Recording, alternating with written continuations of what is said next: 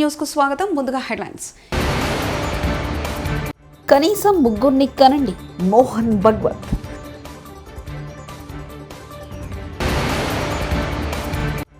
CM Revanth Reddy ఏడాది పాలనపై హరీష్ రావు తీవ్ర విమర్శలు.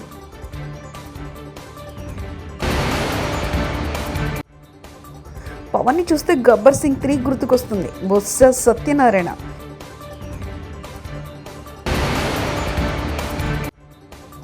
కూటమి అలసత్వం నాడు బుడమేరు నీడ రైతులు, అనిల్ కుమార్.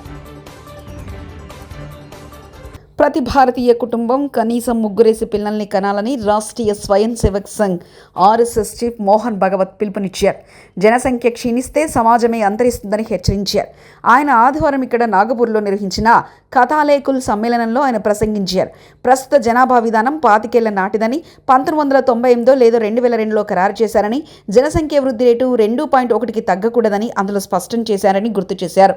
కుటుంబం సమాజంలో భాగమని, ప్రతి కుటుంబం ఒక యూనిట్, జనాభా తగ్గుదల ఆందోళన కలిగించే అంశమని తెలిపారు.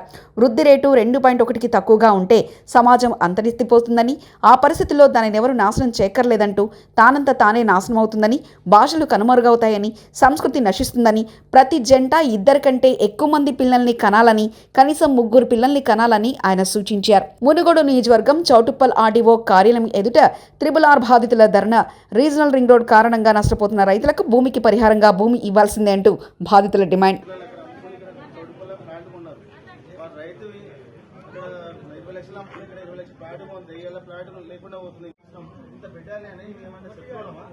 దేశద్రోహులమ్మా, టెర్రరిస్టులమ్మా, రైతులకి లేదా ఇది ఇంతమంది పెట్టాలి వస్తారా? నాకు అర్థం కాదు. అసలు ఏం తప్పు చేస్తున్నాము? మా భూమికి పోతున్నామని. కాపులపై ఎమ్మెల్సీ వివాదాస్పద వ్యాఖ్యలు. సమాజంలో ఒక రెడ్డి కారు కొంటే గారు బ్రహ్మాండమైన గారు కొన్నారంటారు. ఒక చౌదరి ఇల్లు కడితే చౌదరి గారు గొప్ప బిల్డింగ్ కట్టారని చెప్పుకుంటారు. కానీ కాపోడు స్కూటర్పై కొడుతుంటే ఎక్కడ కొట్టుకొచ్చారని అంటుంటారు. ఇది కాపులు సిగ్గుపడాల్సిన విషయం అంటూ కాపు సంఘం మీటింగ్లో వైసీపీ ఎమ్మెల్సీ తోట త్రిమూర్తులు వ్యాఖ్యానించారు. అదే చౌదరి గారు బిల్డింగ్ కట్టాడంటే ఆయన దగ్గర పనిచేసేవాడు అబ్బో మా చౌదరి గారు గొప్ప బిల్డింగ్ కట్టాడని చెప్తుంటాడు. అదే ఎవరైనా కాపాడు స్కూటర్ వేసుకెళ్తుంటే వీడు ఎక్కడ దొప్పుకొచ్చాడు అని చెప్తారట. సిగ్గుపడాలి, తప్పక కొట్టింది.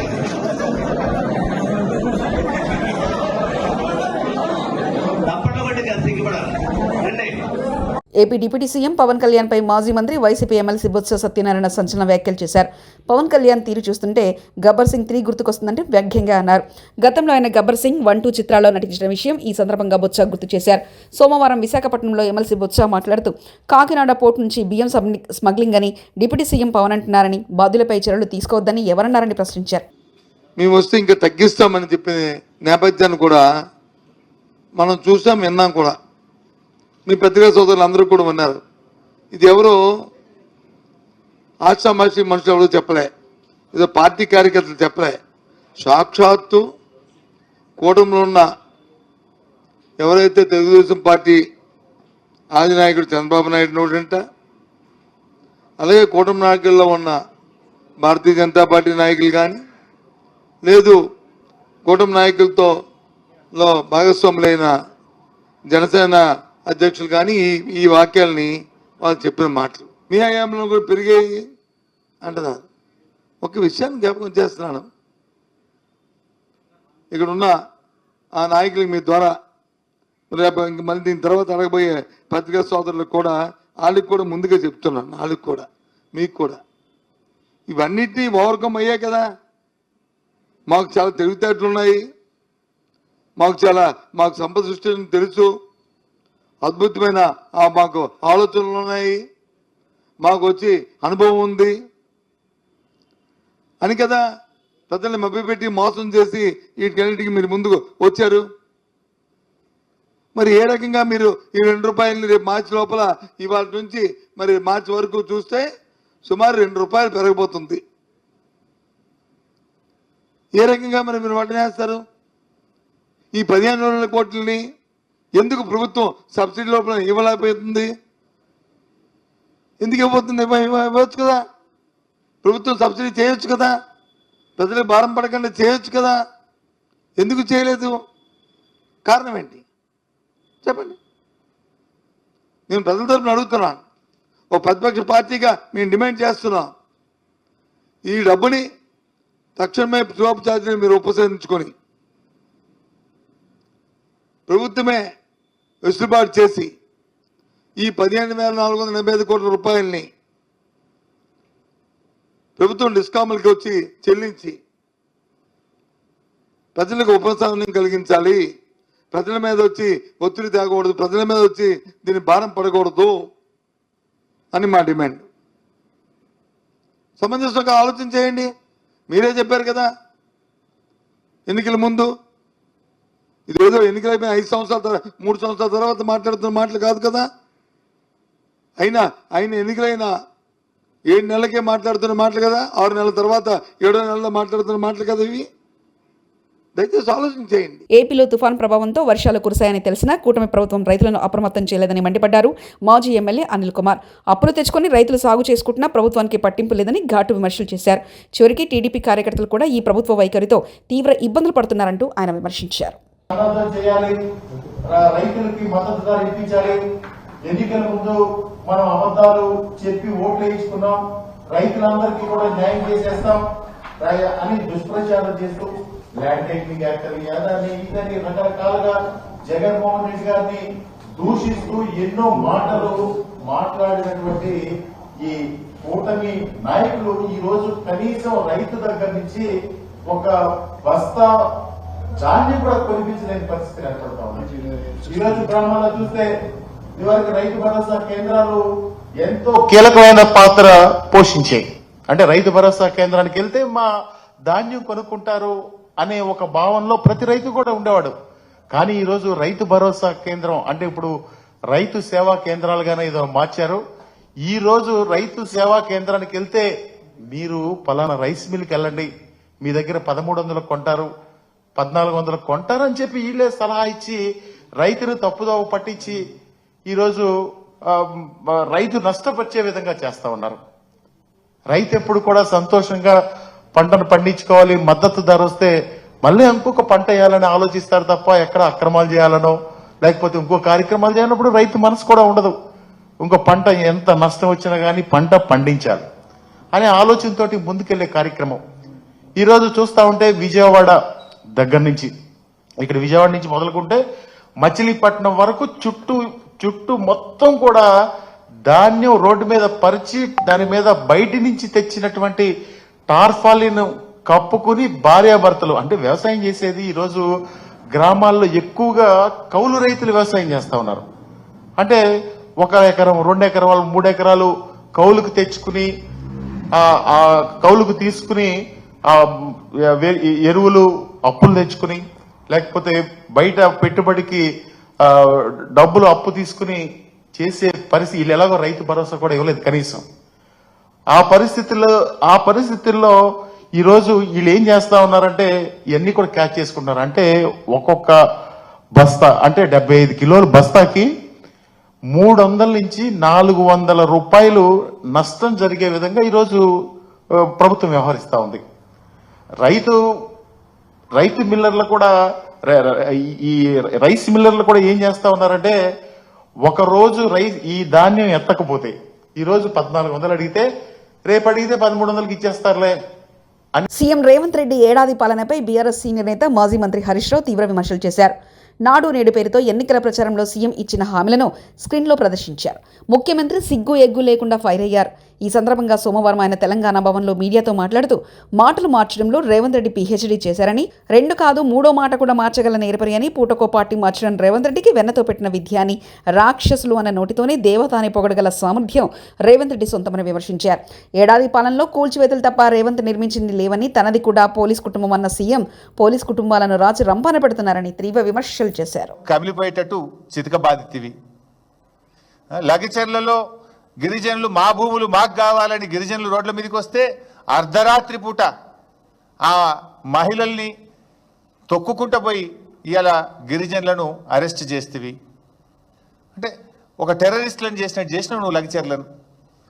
అంటే ఈ రకంగా చివరికి ప్రజా సంఘాలు మన సోదరిమణి సంధ్య గారు వారి బృందం లగచర్లకు మేము పోయి చూడడానికి వెళ్తామంటే వాళ్ళ బట్టలు చిరిగిపోయినాయి కదా.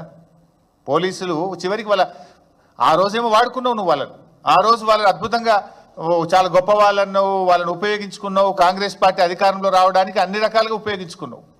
కానీ ఇలా ఒక ఫ్యాక్ట్ ఫైండింగ్ కమిటీగా కొన్ని మహిళా సంఘాలు కలిసి లగచర్లకు పోతుంటే వాళ్ళ బట్టలు చిరిగిపోయేటట్టుగా పోలీసులు వాళ్ళని హ్యాండిల్ చేసిండ్రు. ఇది ప్రజాస్వామ్యం, రేవంత్ రెడ్డి ప్రజాస్వామ్యం. ఒకసారి ఆ ప్రజాస్వామ్యం మీద కూడా ఆ రోజు ఆయన ఏం మాట ఇచ్చిండో, ఈరోజు ఏం ప్రజలకిచ్చిన హామీలను కూటమి ప్రభుత్వం తుంగలో తొక్కింది. ఎన్నికల ముందు చంద్రబాబు, పవన్ కళ్యాణ్ లెక్కలేని హామీలిచ్చి ఇప్పుడు నిధులు లేవంటూ కబుర్లు చెప్తున్నారు. ఒక్క హామీని కూడా ఈ 6 నెలల్లో నెరవేర్చకుండా కాలయాపన చేస్తున్నారంటూ అంజద్ బాసా మాజీ డిప్యూటీ సీఎం వ్యాఖ్యానించారు. జనసేన పార్టీ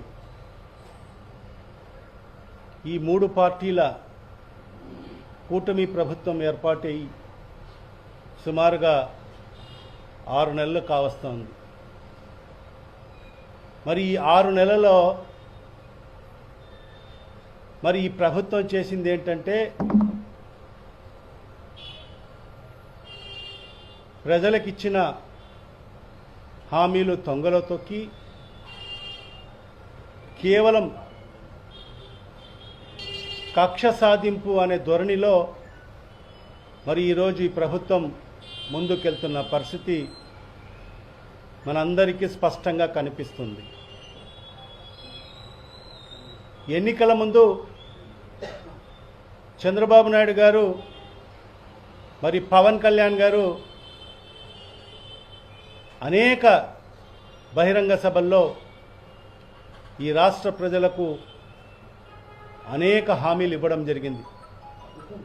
సూపర్ 6 అని చెప్పి, సూపర్ 7 అని చెప్పి మరి అనేక హామీలు ఇచ్చేసి మరి ఈరోజు అధికారంలోకి వచ్చిన తర్వాత మరి ఈ 6 నెలల కాలంలో ఏ ఒక్క హామీ కూడా నెరవేర్చుకోకుండా మరి ఈరోజు ఆ హామీలు నెరవేర్చాలంటే మన కాడ నిధులు లేవు అని చెప్పి చెప్పుకోవడము, మరి అదేవిధంగా ప్రతి సందర్భంలో కూడా ప్రతి మాట విషయానికి కూడా గత ప్రభుత్వం, జగన్మోహన్ రెడ్డి గారి ప్రభుత్వం అని చెప్పి గత ప్రభుత్వం మీద నిందలు వేసేదానికోసం మాత్రమే ఈ 6 నెలల సమయాన్ని వినియోగించుకున్న పరిస్థితి మనకు స్పష్టంగా కనిపిస్తుంది. ఏ ఒక్క హామీ కూడా నెరవేర్చుకోకుండా కాలయాపన చేసుకుంటూ ఈరోజు డైవర్షన్ పాలిటిక్స్ చేస్తూ మరి ఈరోజు వైఎస్ఆర్ కాంగ్రెస్ పార్టీ నాయకుల మీద, కార్యకర్తల మీద మరి ఈరోజు అక్రమ కేసులు బనాయించి మరి ఈరోజు వాళ్ళ కుటుంబాలను భయభ్రాంతులు చేసే విధంగా భవిష్యత్తులో ఎవరు కూడా ప్రతిపక్షంలో ఉండకోకూడదు, ప్రతిపక్ష పార్టీకి ఎవరు కూడా సానుభూతి పరులుగా కూడా ఉండకోకూడదు, మరి వైఎస్ఆర్ కాంగ్రెస్ పార్టీకి మరి కార్యకర్తలకు దూరం చేయాలి అనే ఆలోచనతోనే మరి ఈరోజు ఈ ప్రభుత్వం ముందుకెళ్తున్న పరిస్థితి మనం స్పష్టంగా చూస్తున్నాం. మరి ఈరోజు ఈ ప్రెస్ మీట్కి ముఖ్య ఉద్దేశం నిన్నటి దినం రాజ్యాంగబద్ధంగా ఏదైతే గత ప్రభుత్వంలో కార్తీక మాసం పూర్తయిన అనంతరం పోలి పౌర్ణమి సహా సోమవారం కావడంతో భద్రాచలంలో శ్రీ సీతారామచంద్ర స్వామి ఆలయంలో భక్తుల రద్దీ పెరిగింది. తెల్లవారుజాము నుంచే పవిత్ర గోదావరి నదిలో స్నానాలు ఆచరించిన భక్తులు స్వామివారి దర్శనం కోసం క్యూ కట్టారు. పలు ప్రాంతాల నుంచి తరలివచ్చి భక్తులతో ఆలయ ప్రాంగణం కిటకిటలాడుతుంది. తెల్లవారుజాము నుంచే భక్తులు క్యూ లైన్లో బారులు తీరారు. భక్తుల రద్దీ పెరగడంతో స్వామివారి ఉచిత దర్శనానికి 3 గంటల సమయం పడుతుంది.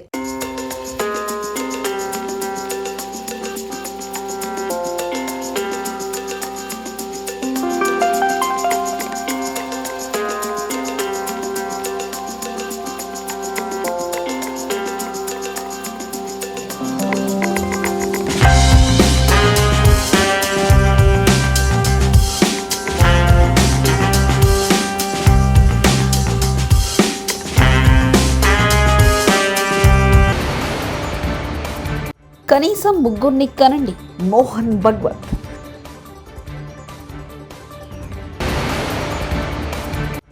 సీఎం రేవంత్ రెడ్డి ఏడాది పాలనపై హరీష్ రావు తీవ్ర విమర్శలు.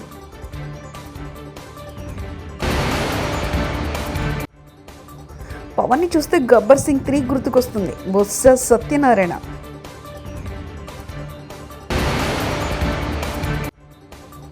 కూటమి అలసత్వం నాడు బుడమేరు నీడు రైతులు అనిల్ కుమార్. ఇవి బులెటిన్ విశేషాలు.